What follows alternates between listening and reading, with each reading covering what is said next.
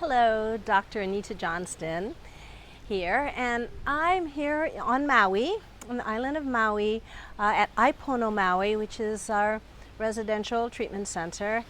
And I wanted to share with you a really inspiring talk that we had today in our group, because it brings in the other component. I talk a lot about assertive communication and how important that is to the process of recovery, and how important it is to really being free from struggles with food and fat and eating and all of that.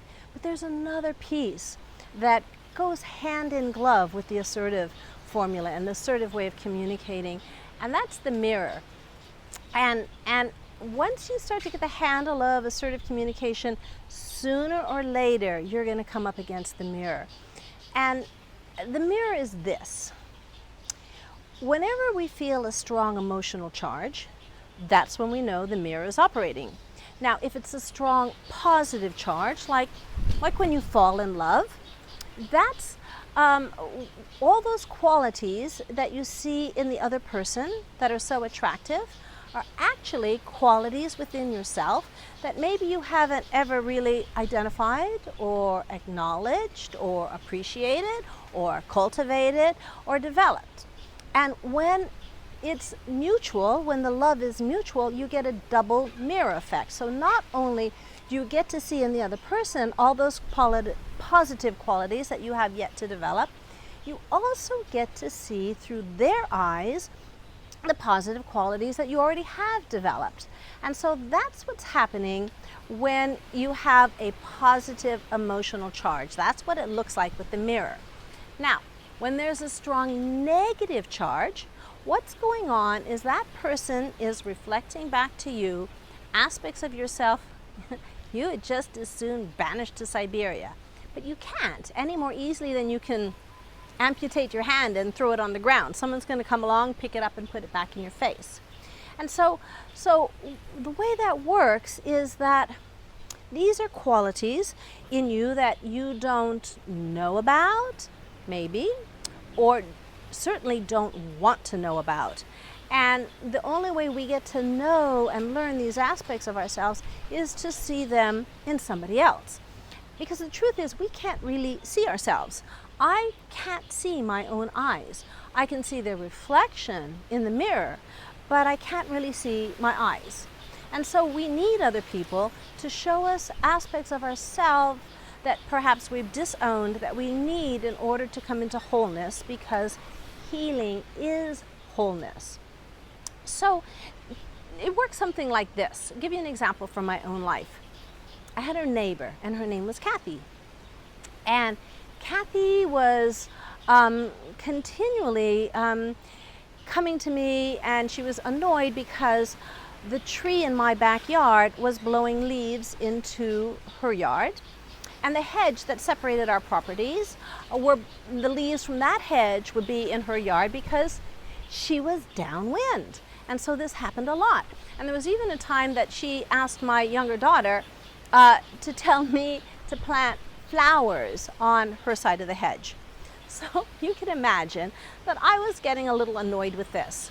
Well, one day I was getting ready to take my daughter to dance class, but I'd just gotten a phone call, and my mother had had a stroke.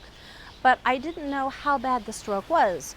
And I was supposed to leave the next day from Hawaii to Los Angeles, where I was giving a talk.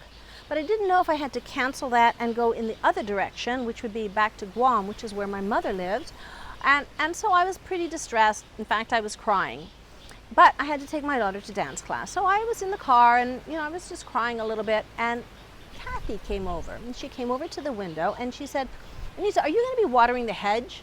And I kind of looked at her and was like, I don't know. And she said, "Well, somebody has to water the hedge." And I said, "I didn't even think you liked the hedge." And I wasn't too assertive. I just kind of went, "Well, whatever." And I drove on my way.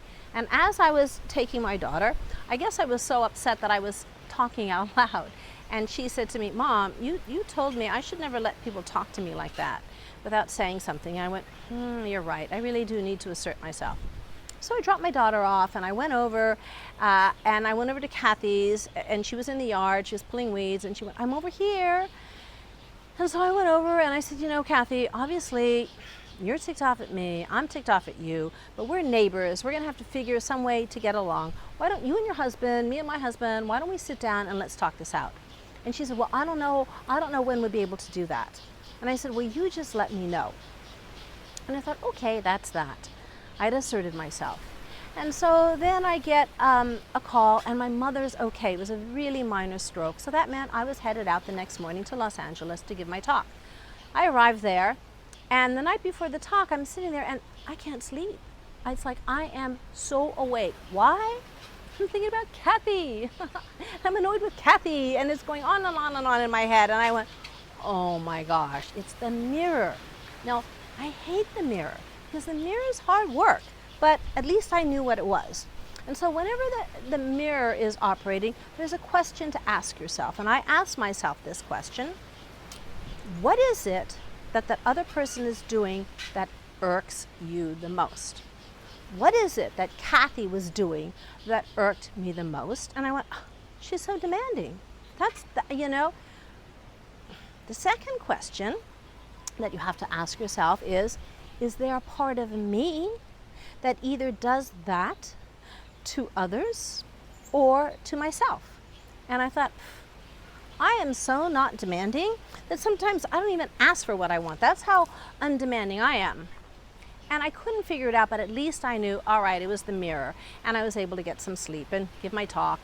But I paid attention to this because I had to find out, well, what is it? And a couple weeks later, I was on the phone talking to a friend of mine who lived on the mainland. And as we were talking, he started laughing and he said, Anita, you're so demanding. And I went, what? Wait, tell me how I'm demanding. And he said, well, you demand a certain level of excellence from yourself, and you demand a certain quality of communication in all your relationships. And I went, yes, I am demanding.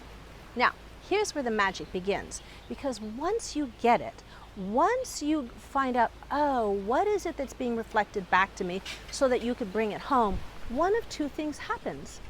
Either that person stops doing whatever it was they were doing, or they continue to do it, but it doesn't faze you.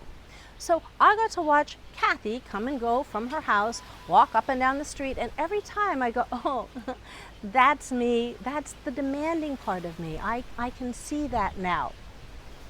And in this instance, I never heard from Kathy again, and she moved away. Now, that's not always what happens, but what I do know is this: had she continued to talk about the leaves coming into her yard, it wouldn't affect me in the same way, because I would go, oh yes, there is a part of me that is like Kathy, and it may not even be a big part, and I may not even do that with other people so much, but I certainly do it with myself. And so that's the mirror.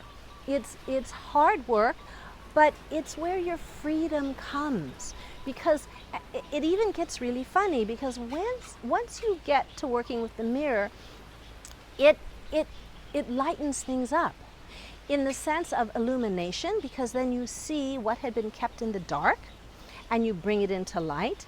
But it also lightens things up in terms of levity, and it's really almost funny, and that in itself is so freeing. So that's what we discussed today at Ipono Maui, and it was a lively discussion, it was a deep discussion, and I'm going to invite you to see if you can find the mirror in your life. Remember, it's whenever you feel a strong emotional charge, negative or positive, look to see what that's reflecting back in you. Until next time, aloha.